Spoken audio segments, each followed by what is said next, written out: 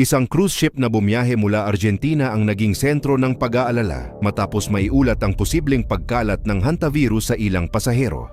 Ayon sa mga ulat, may mga pasaherong nagkasakit habang nasa biyahe at ilan ay kinailangang ilipat para sa agarang gamutan. Dahil dito, nagsimula ang malawakang pag-trace sa mga taong posibleng na-expose sa virus.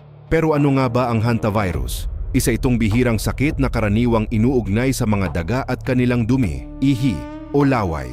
Madalas itong nakukuha kapag may nalanghap na particles mula sa kontaminadong lugar.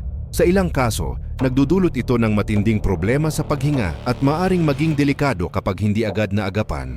Sa kasalukuyan, sinabi ng ilang health experts at international health authorities na mababa pa rin ang panganib para sa general public. Hindi raw ito madaling kumalat gaya ng COVID-19 o trangkaso. Ayon sa World Health Organization, magkaiba ang paraan ng transmission ng hantavirus kumpara sa mga sakit na mabilis kumalat sa tao.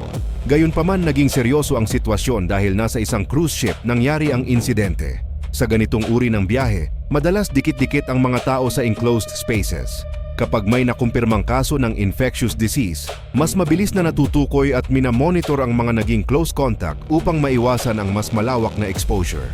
Iniulat din na may mga pasaherong bumiyahe pa uwi sa iba't ibang bansa matapos ang cruise.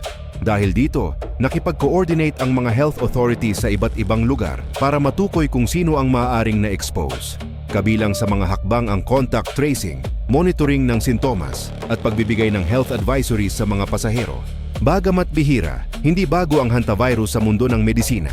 May mga naitalang outbreaks noon sa ilang bahagi ng Amerikas, partikular sa mga lugar na maraming wild rodents. Sa karamihan ng kaso, hindi nagiging malawakang pandemic ang hantavirus dahil limitado ang human-to-human transmission nito.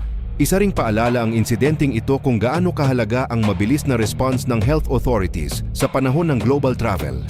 Sa panahon ngayon, kayang makarating ng isang tao sa iba't ibang bansa sa loob lamang ng ilang oras.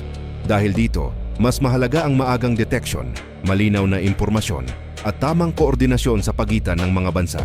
Sa ngayon, patuloy pa ring minomonitor ng mga eksperto ang sitwasyon. Habang mababa pa raw ang panganib sa publiko, ipinapakita ng pangyayaring ito na kahit bihirang sakit ay maaaring magdulot ng pangamba kapag nangyari sa gitna ng international travel. At sa bawat ganitong insidente, muling napapatunayan na sa modernong mundo, konektado ang kalusugan ng bawat bansa.